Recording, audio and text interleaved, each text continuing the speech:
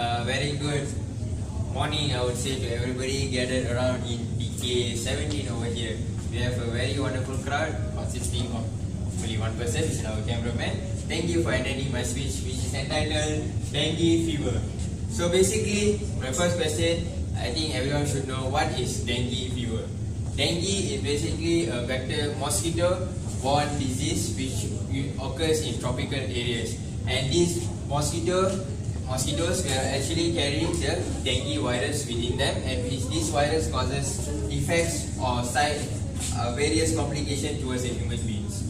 For example, this is an epidemic problem which undergoes in Malaysia and several other countries, and is considered one of the disastrous type of disease in this world. As you can see over here, we have certain news articles from the staff. Sorry for some inconvenience. We have newspaper from the staff, from the NST, highlighting that dengue is a dangerous case and a dangerous disease, and it needs to be substantially reduced. Hence, we proceed towards the epidemiology of dengue fever. Where can dengue be found? If you can look from this graph, dengue is usually towards the middle of this earth, and you can say it's towards the tropical and dry areas.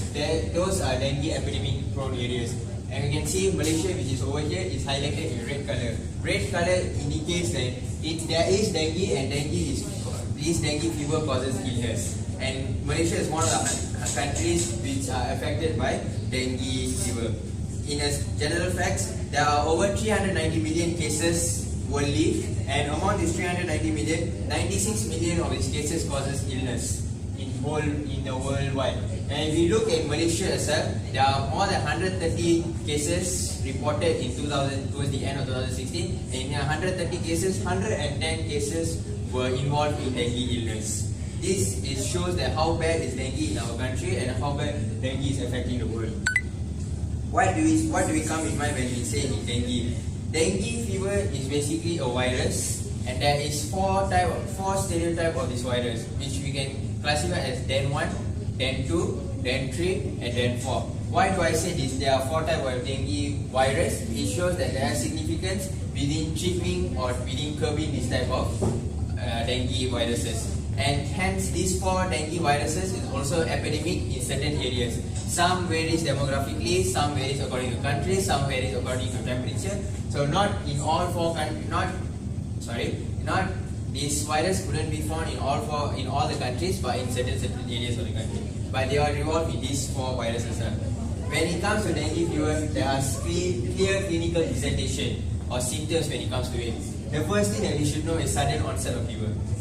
When it comes to sudden onset of fever, we go through this at the febrile state. Febrile state usually occurs during the second to the 14th day, the second day after you've been infected by the dengue virus. Dengue, basically the first 2 days are asymptomatic.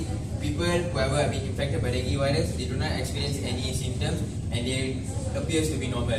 But after the second day, when the dengue virus starts to take its course, some of them will experience high grade of fever. And when it comes to high grade of fever, usually they are suspected for dengue, and then proper immediate treatment has to be taken immediately. There are two other symptoms which are associated with dengue, which are high fever, also which is headache, mouth and nasal bleeding, or muscular and joint pains, vomiting, rash and diarrhea. These are the other symptoms that are associated with dengue fever. If you ever experience high grade fever or with either of these two symptoms, then it's highly advised to see a medical personnel immediately, because dengue might be chronic and can lead to other fatalities. Dengue is also known as breakbone fever, in certain countries. This is due to dengue causes muscular and joint pains. The bones feel like breaking around here. This is why basically we call it a breakbone disease, breakbone virus or breakbone fever in certain areas, but generally it's known as dengue fever. How to diagnose dengue fever? Dengue fever, as I said before, is basically asymptomatic. There are certain symptoms which proves to be dengue. Dengue fever is also has similar symptoms to common cold and gastroenteritis, as in the fever and then the stomach disturbance, nausea, vomiting. Those are related to gastroenteritis. So people tend to declare that this could lead to dengue, and then they start thinking that these fevers are regarding to different type of diseases. Especially for children, if parents, you all see your children experiencing any of these type of symptoms, better immediate treatment is always advisable. And since dengue could always go towards the red area, which is the severe dengue. How to diagnose dengue? According to the World Health Organization, and this is practiced among all the world and every part of the world, including Malaysia, there are 7 warning signs which shows that dengue can proceed from the febrile state to the critical state. The 7 warning signs goes as so: abdominal pain, persistent vomiting, clinical fluid accumulation, mucosal bleed, lethargy, liver enlargement, and high HCT, in which also concurrent with low platelet count. These are 7 warning signs that should be taken or should be diagnosed for every patient to ensure that the patient is still within the febrile state. If supposingly these warning signs are presentable in a patient, it shows that dengue might take its course and it leads to severe or the critical stage.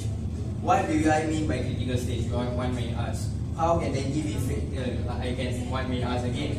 Basically, for critical stage, as you can see here, red reading, it's towards, we call it as dengue hemorrhagic fever or dengue shock syndrome. Why does this happen? Before that, I would like to ask the crowd, do you know how dengue virus takes its effect? No. Okay, the crowd had a very open response. No. Let me just explain to you. Dengue virus is transmitted from a mosquito towards a human being. When it enters a human blood system, circulatory system, it attacks our white blood cell. From our white blood cell, it will migrate into a white blood cell and it will it will migrate into our white blood cell, and it also causes it will colonize inside white blood cell. This causes our white blood cell to release inflammatory response, inflammatory cell. This inflammatory cell usually leads to plasma leakage due to vasodilation. As we learn inflammation, vasodilation leads to plasma leakage, and after plasma leakage, loss of fluid from the circulatory system, which causes fluid accumulation in certain areas, which is either our chest or our abdominal GID tract. So when this happens, we undergo shock, as in lack of fluid in our circulatory system. Our body will go through hypotension. As you can see over here, the temperature tends to decrease over this stage. People tend to think when low fever, it shows that the dengue is trying to subside, but no. People should also be aware that this can lead to critical stage. As you can see, the platelet count also reduces. From here, it reduces, as it shows that it's undergoing shock syndrome over body.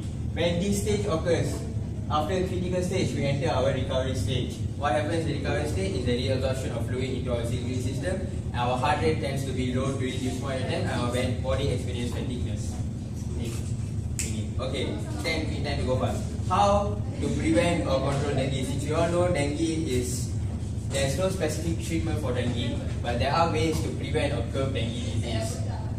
Among the way is basic campaign things which replace the water in our pots, clean the drainage, once a month put insecticides, and when not used, clean the dustbins and all. Those are ways to treat or prevent dengue.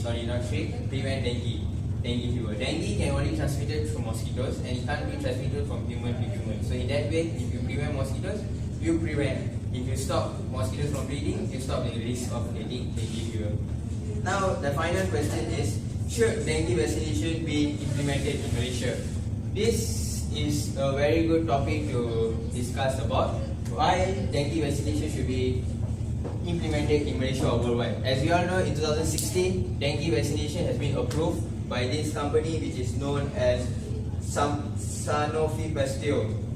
Sanofi Pasteur, which produces Brandilexia, a vaccine known to prevent dengue. This vaccination was approved by the FDA of France and is used around 8 countries worldwide.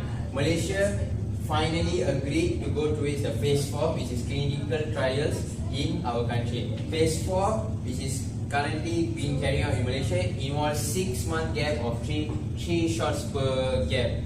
3 shots per 3 shots per injection for 6 months here.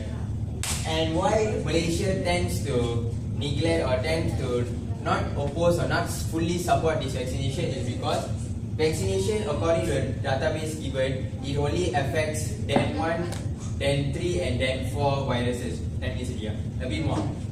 It shows that DEN 1 and DEN 2 viruses are are more affected than DEN 3 and DEN 4. But in Malaysia, DEN 3 and DEN 4 viruses are more broad, are more available in Malaysia. So it shows that statistically there are lesser percentage of effectiveness in Malaysia. Second reason is that this vaccine also proves effectiveness towards a person who is already affected by dengue. Example, a person who is affected or had previous dengue fever, if he is vaccinated, then he should better chances for preventing or for reducing the fatalities as well. This is what I can say from dengue vaccination. And don't worry, there are also other type of vaccine which are currently produced by Brazil and by Japan. These two countries are trying to produce dengue vaccination to affect all type of dengue serotypes. Only that, thank you very much. Thank you.